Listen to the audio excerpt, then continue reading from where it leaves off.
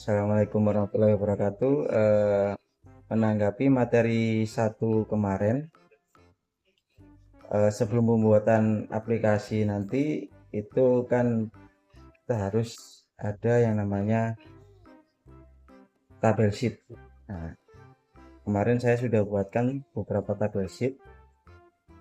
Jadi untuk tahap selanjutnya kita akan melakukan pembuatan aplikasi dashboardnya dengan menggunakan software AppSheet. Nah, teman-teman bisa langsung ke arah menu ekstensi, diklik, lalu pilih AppSheet, lanjut buat aplikasi. Nanti teman-teman akan diarahkan ke website software AppSheet-nya. Ini lagi proses. Nah, teman-teman akan dihadapkan tampilan aplikasi samplingnya. Jadi close langsung. Jadi AppSheet ini akan menarik tabel sheet yang nomor 1 atau yang utama, yaitu tabel sheet daftar pemasukan untuk sampling aplikasinya.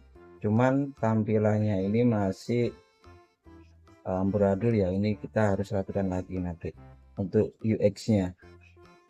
Tapi sebelum kita setting ke UX, kita harus setting di database-nya dulu untuk dimasukkan yang namanya daftar penggunaan.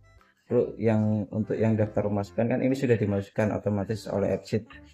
Kita lanjut ke daftar penggunaan yang akan kita masukkan.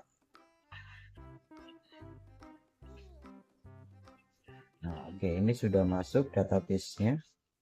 Di sini kan ada settingan untuk update, add, dan delete setiap row-nya, setiap apa yang sudah kita input. Ini bisa di setting read only apabila tidak dibutuhkan, tapi kalau dibutuhkan di checklist ulang. Oke. Terus setiap apa yang kita rubah, apapun yang kita rubah di setiap menunya, itu akan muncul warna biru yang artinya ada perubahan settingan. Dan itu setiap ada perubahan settingan harus di save, harus disimpan agar nanti tidak terjadi error. Terus kita lanjut ke kolom settingan kolom. Untuk settingan kolom ini kita kerjakan yang daftar pemasukan dulu. Di sini ada kolom ID, rincian pemasukan, dan kategori sesuai dengan tabel sheet. ID, rincian pemasukan, dan kategori. Untuk ID, type-nya kita pakai teks karena saya ingin ID row-nya ini random secara angka dan huruf. Dan untuk rincian pemasukan, type-nya teks, kategori teks. Terus untuk formulanya di ID ini secara otomatis AppSheet akan memberi formula unique ID. Unique ID ini nanti yang akan mengisi nomor secara acak. Terus untuk require kita checklist karena nanti ini kolom yang wajib diisi. Bila tidak terisi, untuk penginputan di daftar pemasukan ini tidak akan bisa tersave. Jadi wajib diisi dengan cara require-nya di checklist. Sama hanya untuk daftar penggunaan, key-nya kita buat rincian penggunaan sama tadi ini. Kenapa kok key-nya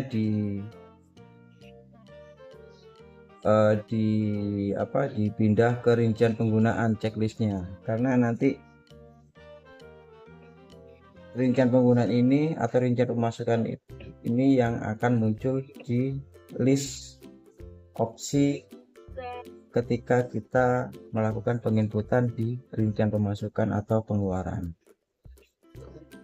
Selanjutnya ini sama di checklist require-nya, jadi kayak ini sudah preset otomatis. Lalu kita save untuk settingan awal ini.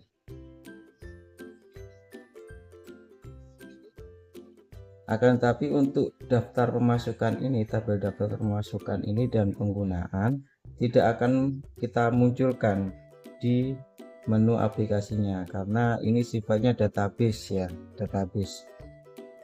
Jadi tidak akan saya munculkan di menu aplikasinya, cuman dia akan muncul ketika kita melakukan penginputan rincian pemasukan atau pengeluaran. Lalu lanjut penambahan tabel rincian saldo masuk dan keluar.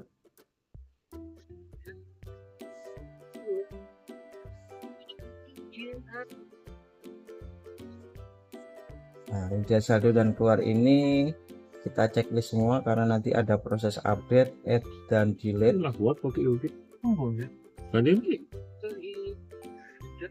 Nah, tapi terjadi error. Nah, error ini kenapa? Karena kalau diartikan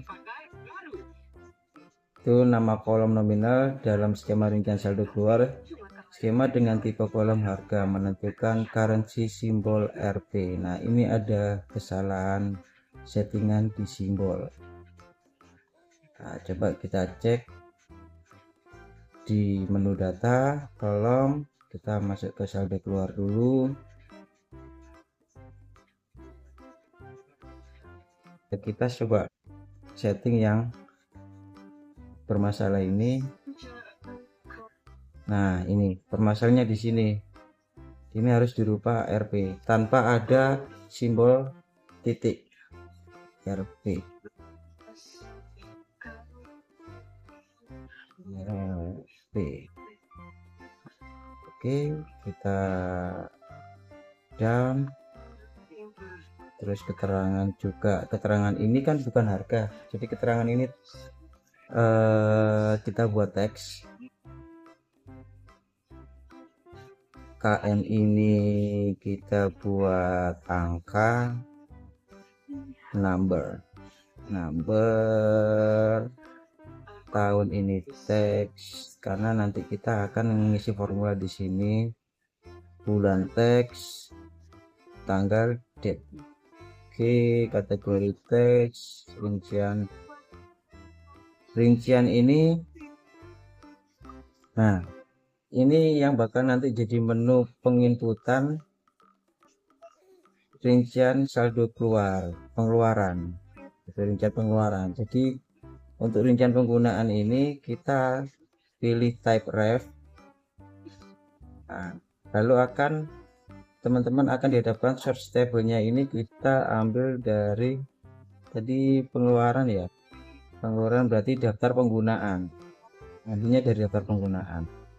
Terus input mode-nya kita pilih drop down, lalu kita save. Oke. Untuk yang tabel rincian saldo keluar kan sudah terselesaikan masalahnya. Tinggal yang rincian saldo masuk. Sama tadi kita akan rubah di nominal ini Rp, kita ketik Rp. Oke, down, keterangan ini berubah type-nya jadi teks, tahun ini teks,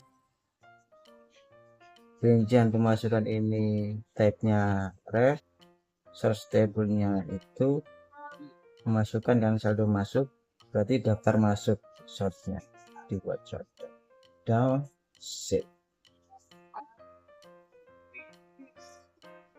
Nah, sekarang untuk notifikasi errornya sudah hilang semua. Kita tinggal setting tipis di rincian saldo masuk dulu ya, saldo masuk dulu lah.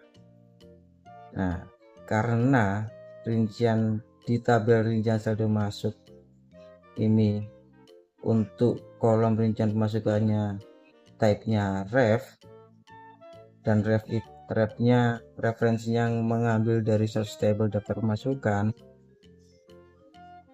teman-teman coba klik ke daftar pemasukan. Di sini akan menambah secara otomatis untuk related rincian saldo dan mengisi formula secara otomatis. Ini nanti akan menjadi switch opsinya rincian saldo masuk. Ini bisa dirubah menjadi karena jadi referensi ya pemasukannya, ini bisa dibuat namanya history pemasukan.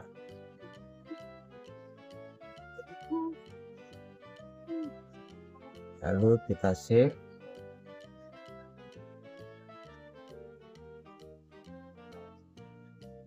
Nah, di sini lalu kita mengisi formula di tanggal. Nah, formulanya sudah benar, sudah sesuai. Ini unique ID untuk editable-nya di uncheck karena biar tidak bisa dirubah. Tanggal bulan ini kita require-nya kita uncheck. Terus referensi kita checklist, nominal kita checklist, untuk keterangan uncheck. Bisa diisi bisa enggak. Oke. Untuk bulan dan tahun kita isi formulanya. Karena type-nya tadi teks, kita isi formulanya bulan ini teks.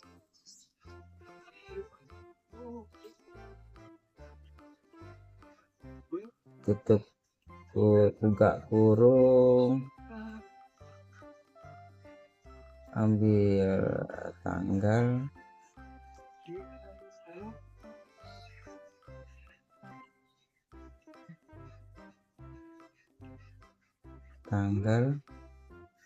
lalu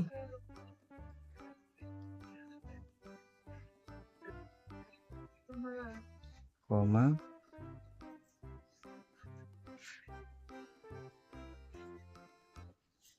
M 3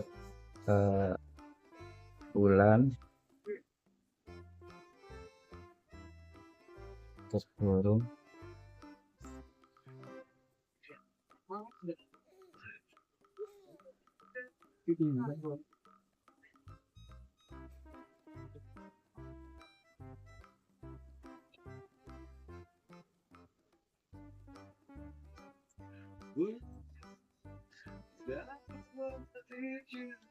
sama nanti untuk yang di tahun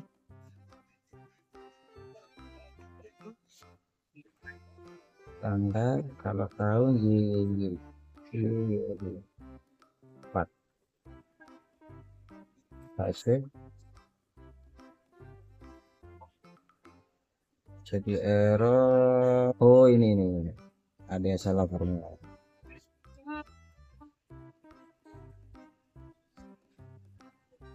Oke. Ternyata ada tutup kurung di tengah-tengah formula. Iya. Ini kita save. Oke, errornya sudah menghilang. Kita lanjut ke rincian saldo keluar.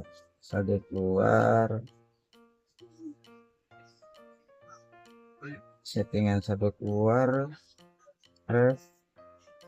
Oke, kita checklist. Rincian penggunaan kategori C, nominal. Oke, cukup. Untuk tanggal formulanya today, sedangkan untuk bulan sama kayak tadi, kita tinggal copy paste ya kan, ngambil jadi teks ngambil dari kolom tanggal referensinya, tapi dirubah menjadi format bulan dengan bil 3 huruf depan MNF. Sebaliknya sama untuk yang tahun.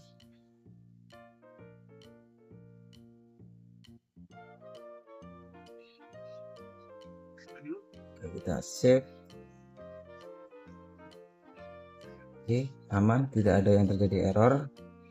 Lalu kita tambahkan satu kolom lagi, tabel saldo kita tambahkan.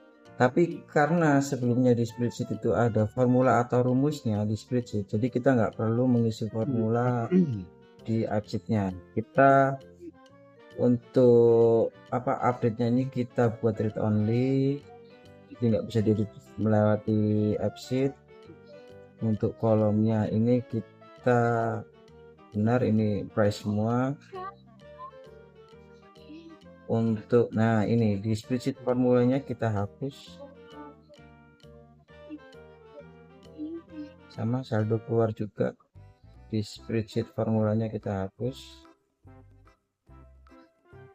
saldo akhir juga, karena kalau pakai formula di absennya itu harus update dulu, nggak enak.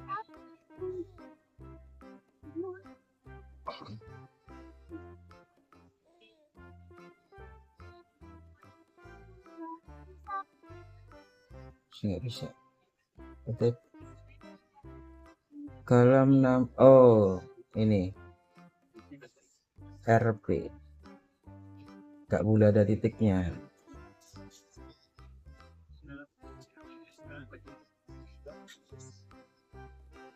Seandainya kau meninggalkanmu sama-sama.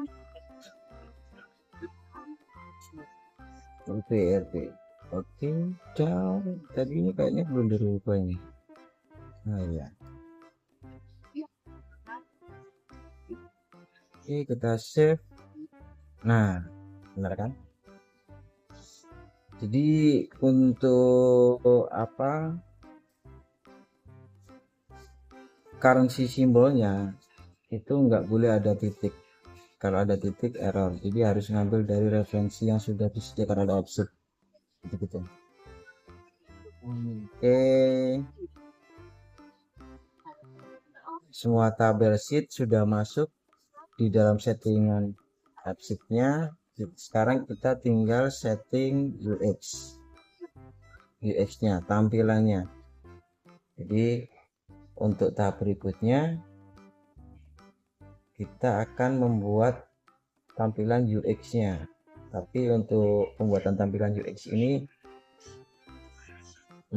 akan saya jelaskan secara rinci itu untuk di video berikutnya. Semoga teman-teman paham. Apabila ada yang kurang paham, kalian bisa tanyakan kolom komentar.